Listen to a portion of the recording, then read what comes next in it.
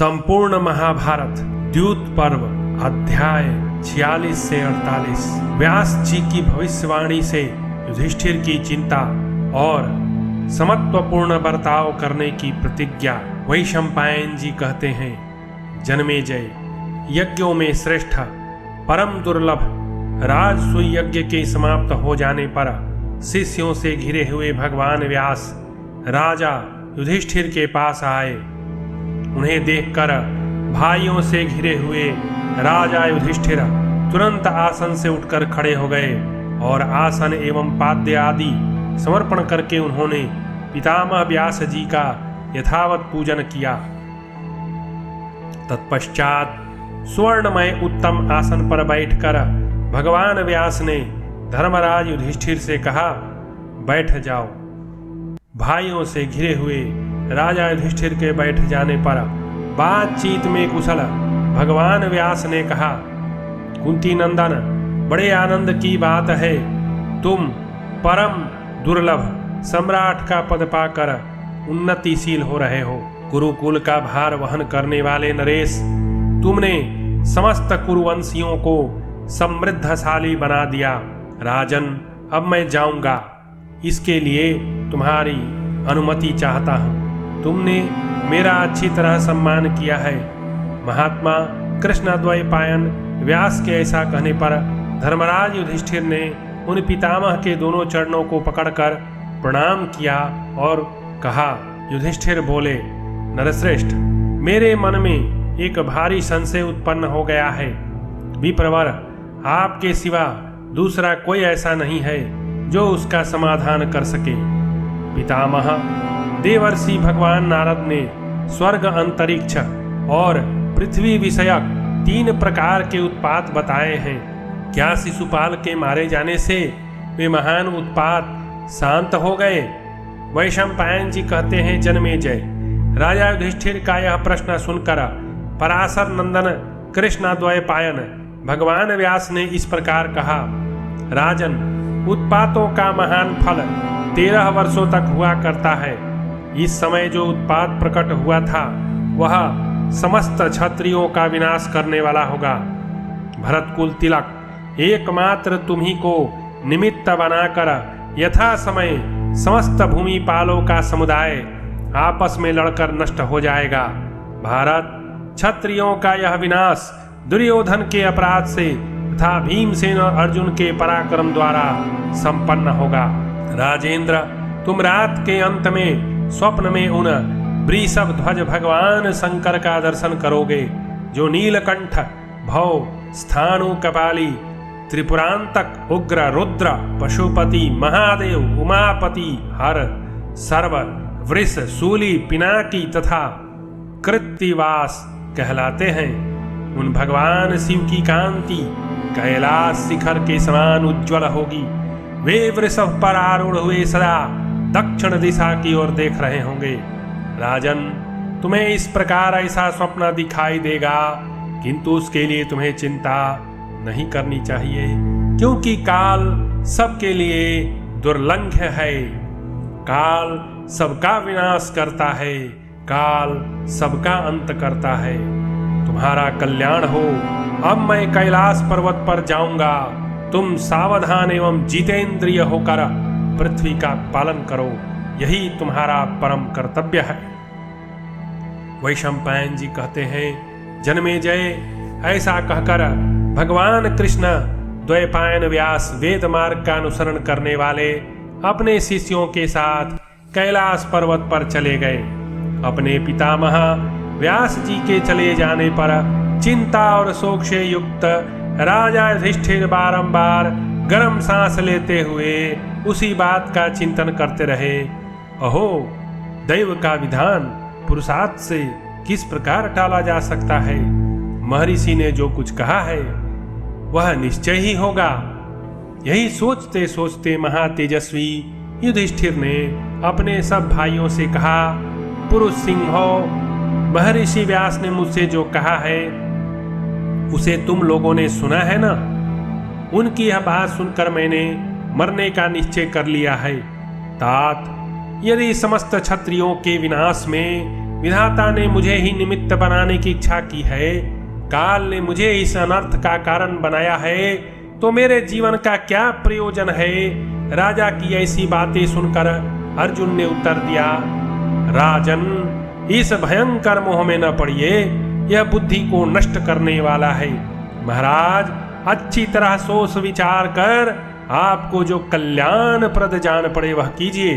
तब सत्यवादी युधिष्ठिर ने अपने सब भाइयों से व्यास जी की बातों पर विचार करते हुए कहा, तात, तुम लोगों का कल्याण हो, भाइयों के विनाश का कारण बनने के लिए मुझे 13 वर्षों तक जीवित रहने से क्या लाभ। यदि जीना ही है तो आज से मेरी यह प्रतिज्ञा सुन लो, मैं अपने भाइयों तथा दूसरे राजाओं से कभी कड़वी बात नहीं बोलूंगा।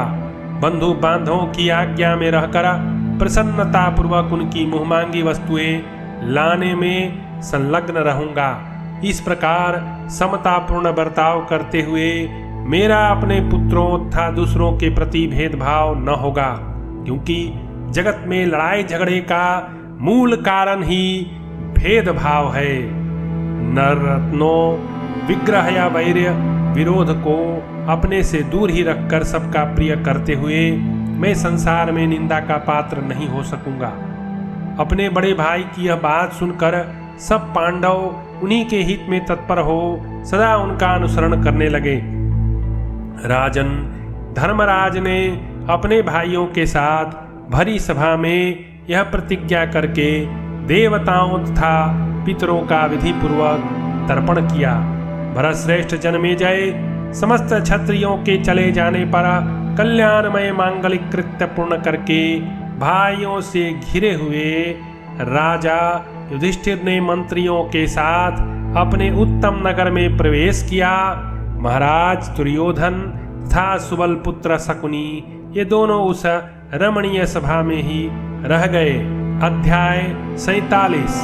दुर्योधन का मय निर्मित सभा भवन को देखना और पग पग पर भ्रम के कारण उपहास का पात्र बनना तथा युधिष्ठिर के वैभव को देखकर उसका चिंतित होना।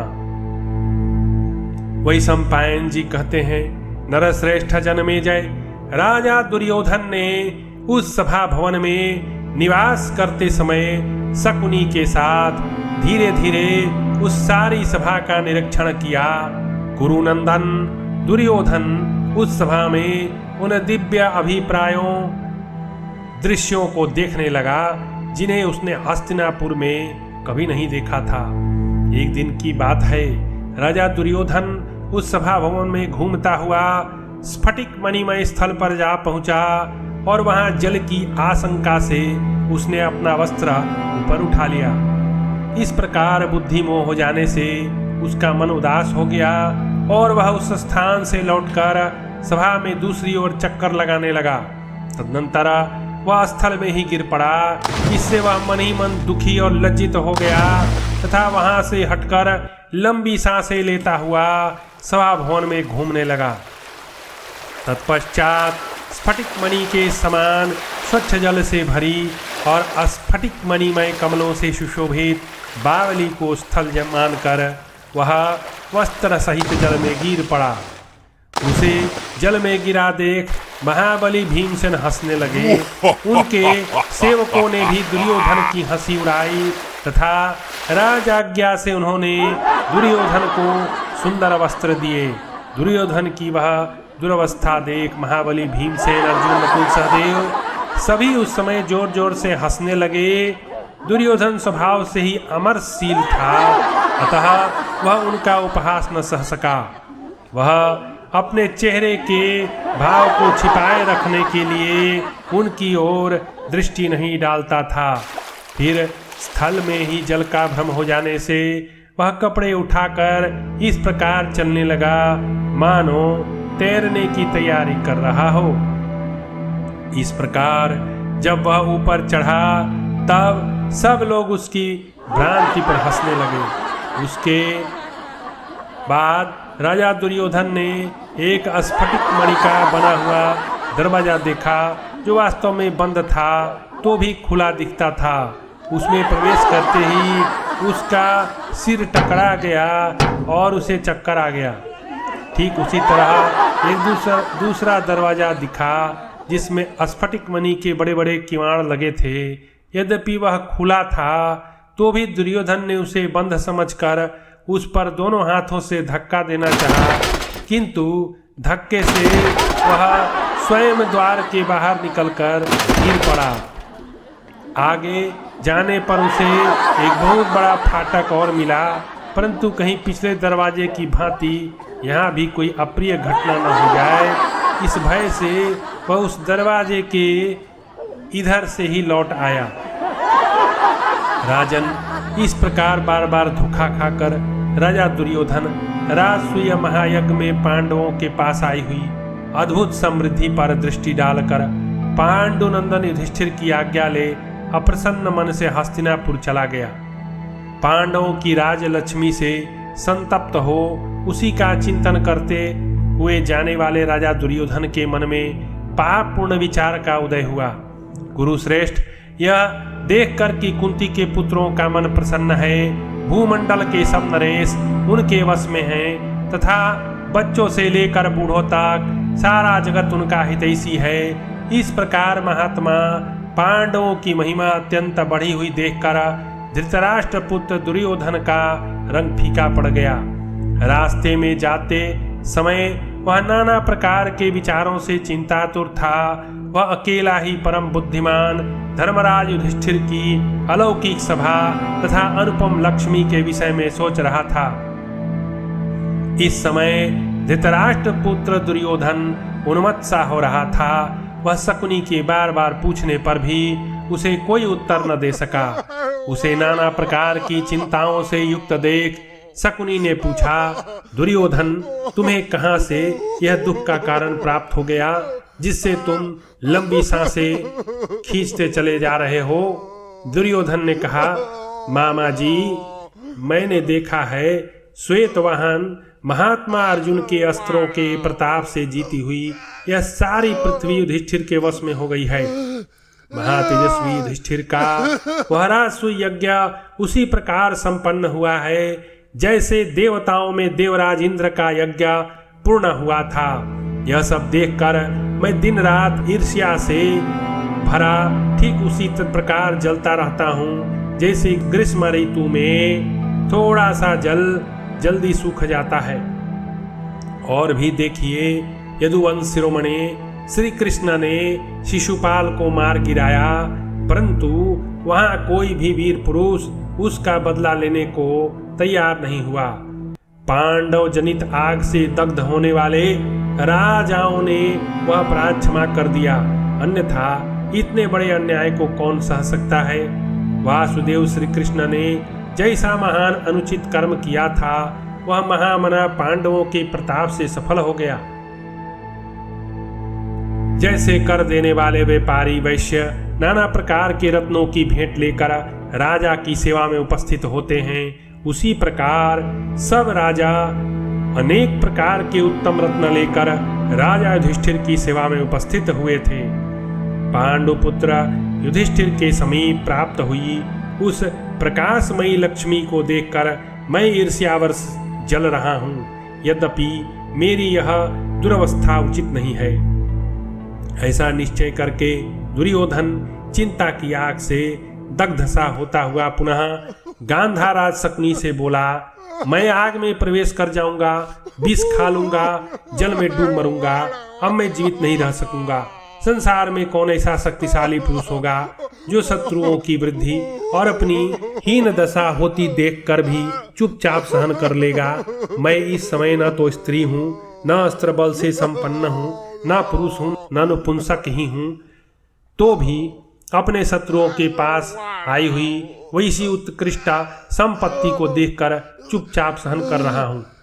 शत्रुओं के पास समस्त भूमंडल का वह साम्राज्य, वैसी धन रत्नों से भरी संपदा और उनका वैसा उत्कृष्ट राजसूय यज्ञ देखकर मेरे जैसा कौन पुरुष चिंतित न होगा। मैं अकेला उस राज्य लक्ष्मी को हड़प लेने में असमर्थ हूँ और अपने पास योग्य सहायक नहीं देखता हूँ, इसलिए मृत्यु का चिंतन करता हूँ। कुंती पुत्र युधिष्ठिर के पास। उस समय विशुद्ध लक्ष्मी का संचय देख मैं देव को ही प्रबल मानता हूँ, पुरुषार्थ तो निरर्थक जान पड़ता है। सबलपुत्रा, मैंने पहले धर्मराज युधिष्ठिर को नष्ट कर देने का प्रयत्न किया था, किंतु उन सारे संकटों को लांघ करके वे जल में कमल की भांति उत्तरोत्तर बढ़ते गए। इसी से मैं दैव को उत्तम मानता हूँ और पुरुषार्थ को निरर्थक, क्योंकि हम धृतराष्ट्र पुत्र हानि उठा रहे हैं और ये कुंती के पुत्र प्रतिदिन उन्नति करते जा रहे हैं। मैं उस राज्य लक्ष्मी को, उस दिव्य सभा को तथा रक्षकों द्वारा किए गए अपने उपहास को देखकर निरंतर संतप्त हो रहा हूँ, मानो आग में जलता हूँ। मामा जी, अब मुझे मरने की आज्ञा दीजिए, क्योंकि मैं बहुत दुखी हूँ और ईर्ष्या की आग में जल रहा हूँ। महाराज धृतराष्ट्र को मेरी यह अवस्था सूचित कर दीजिएगा। यहाँ श्रोता कृपया ध्यान दें, जैसा कि महाभारत टीवी सीरियल और अन्य सीरियल में दिखाया जाता है कि द्रौपदी ने दुर्योधन को अंधे का पुत्र अंधा कहा, वास्तव में वेदव्यास की कलम ने ऐसा कुछ भी अनर्गल और अनर्थ बात नहीं लिखा। वास्तव में द्रौपदी ने दुर्योधन को कुछ भी नहीं कहा। इस संदर्भ में यह जानना आवश्यक है कि हमें सीरियल्स के ऊपर डिपेंडेंट नहीं रह के हमें जो वास्तविक यथार्थ ग्रंथ है उसका अध्ययन करना चाहिए, नहीं तो हमें वास्तविकता का पता कभी न चलेगा। तो यहाँ श्रोतागण यह जान लें कि दुर्योधन का जो जलन था, ईर्ष्या थी, शत्रुता थी पांडवों से, वह द्रौपदी के द्वारा ऐसा कुछ भी नहीं कहा गया। वास्तव में दुर्योधन पांडवों के लक्ष्मी और धन वैभव से जलता था। उसी को देखकर उसने अपने मन में शत्रुता को उत्पन्न किया और पांडवों को हर तरह से नष्ट करने का प्रयास किया। पांडवों पर विजय प्राप्त करने के लिए शकुनी और दुर्योधन की बातचीत। अध्याय 48। शकुनी बोला, दुर्योधन, तुम्हें युधिष्ठिर के प्रति ईर्ष्या नहीं करनी चाहिए, क्योंकि पांडव सदा अपने भाग्य का ही उपभोग करते आ रहे हैं। तुमने उन्हें वश में लाने के लिए अनेक प्रकार के उपायों का अवलंबन किया, परंतु उनके द्वारा तुम उन्हें अपने अधीन न कर सके। शत्रुओं का दमन करने वाले महाराज, तुमने बार बार पांडवों पर कुचक्र चलाए, परंतु वे नरश्रेष्ठ अपने भाग्य से उन सभी संकटों से छुटकारा पाते गए। उन पांचों ने पत्नी रूप में द्रौपदी को तथा पुत्रों सहित राजा द्रुपद एवं संपूर्ण पृथ्वी की प्राप्ति में कारण महापराक्रमी वसुदेव नंदन श्री कृष्ण को सहायक रूप में प्राप्त किया है। श्री कृष्ण को सब देवता असुर मनुष्य मिलकर भी नहीं जीत सकते। उन्हीं के तेज से राजा युधिष्ठिर की उन्नति हुई है। इसके लिए शोक करने की क्या बात है। पृथ्वीपते, पांडवों ने अपने उद्देश्य से विचलित न होकर निरंतर प्रयत्न करके राज्य में अपना पैतृक अंश प्राप्त किया है, और वह पैतृक संपत्ति आज उन्हीं के तेज से बहुत बढ़ गई है। अतः उसके लिए चिंता करने की क्या आवश्यकता है। अर्जुन ने अग्निदेव को संतुष्ट करके गांडीव धनुष, अक्षय तर्कस तथा कितने ही दिव्यास्त्र प्राप्त किए हैं। उस श्रेष्ठ धनुष के द्वारा तथा अपनी भुजाओं के बल से उन्होंने समस्त राजाओं को वश में किया है। अतः इसके लिए शोक की क्या आवश्यकता है। सव्यसाची परंतप अर्जुन ने मैदानों को आग में जलने से बचाया और उसी के द्वारा उस दिव्य सभा का निर्माण कराया। उस मय के ही कहने से किंकर नामधारी भयंकर राक्षस गण उस सभा को एक स्थान से दूसरे स्थान पर ले जाते हैं। अतः इसके लिए भी शोक संताप क्यों किया जाए। भारत, तुमने जो अपने को असहाय बताया वह मिथ्या है, क्योंकि ये सब भाई तुम्हारी आज्ञा के अधीन है। महान धनुर्धर, और पराक्रमी द्रोणाचार्य अपने पुत्र अश्वत्थामा के साथ तुम्हारी सहायता के लिए उद्यत हैं। राधानंदन, सूत पुत्र कर्ण, महारथी कृपाचार्य, भाइयों सहित मैं तथा राजा भूरिश्रवा, इन सब के साथ तुम भी सारी पृथ्वी पर विजय प्राप्त करो। दुर्योधन ने कहा, राजन, यदि तुम्हारी अनुमति हो तो तुम्हारे और इन द्रोण आदि अन्य महारथियों के साथ इन पांडवों को ही युद्ध में जीत लूं। इनके पराजित हो जाने पर अभी यह सारी पृथ्वी, समस्त भूपाल और वह महाधन संपन्न सभा भी हमारे अधीन हो जाएगी। शकुनी बोला, राजन, अर्जुन, श्री कृष्ण, भीमसेन, युधिष्ठिर, नकुल, सहदेव तथा पुत्रों सहित द्रुपदा, इन्हें देवता भी युद्ध में परास्त नहीं कर सकते। ये सब के सब महारथी, महान धनुर्धर, अस्त्र विद्या में निपुण तथा युद्ध में उन्मत्त होकर लड़ने वाले हैं। राजन, मैं वह उपाय जानता हूँ जिससे युधिष्ठिर स्वयं पराजित हो सकते हैं। तुम उसे सुनो और उसका सेवन करो। दुर्योधन ने कहा, मामा जी, यदि मेरे सगे संबंधियों तथा अन्य महात्माओं की सतत सावधानी से किसी उपाय द्वारा पांडवों को जीता जा सके, वह मुझे बताइए। दुष्ट शकुनी बोला, राजन, कुंती नंदन, युधिष्ठिर को जुए का खेल बहुत प्रिय है, किंतु वे उसे खेलना नहीं जानते। यदि महाराज युधिष्ठिर को दूत क्रीड़ा के लिए बुलाया जाए तो वे पीछे नहीं हट सकेंगे। मैं जुआ खेलने में बहुत निपुण हूँ। इस कला में मेरी समानता करने वाला पृथ्वी पर दूसरा कोई नहीं है। केवल यही नहीं, तीनों लोकों में मेरे जैसा दूत विद्या का जानकार नहीं है। अतः कुरुनंदन, तुम द्यूत क्रीड़ा के लिए युधिष्ठिर को बुलाओ। नरश्रेष्ठ, मैं पासा फेंकने में कुशल हूँ, अतः युधिष्ठिर के राज्य था दे दीप्तमान राजलक्ष्मी को तुम्हारे लिए अवश्य प्राप्त कर लूंगा, इसमें संशय नहीं। दुर्योधन, तुम ये सारी बातें पिताजी से कहो। उनकी आज्ञा मिल जाने पर मैं निसंदेह पांडवों को जीत लूंगा। दुर्योधन बोला, सुबल नंदन, आप ही गुरुकुल के प्रधान महाराज धृतराष्ट्र से इन सब बातों को यथोचित रूप से कहिए, मैं स्वयं कुछ न कह सकूंगा। इस प्रकार श्री महाभारत सभा पर्व के अंतर्गत द्यूत पर्व में दुर्योधन संताप विषयक 46 से 48वां अध्याय पूरा हुआ।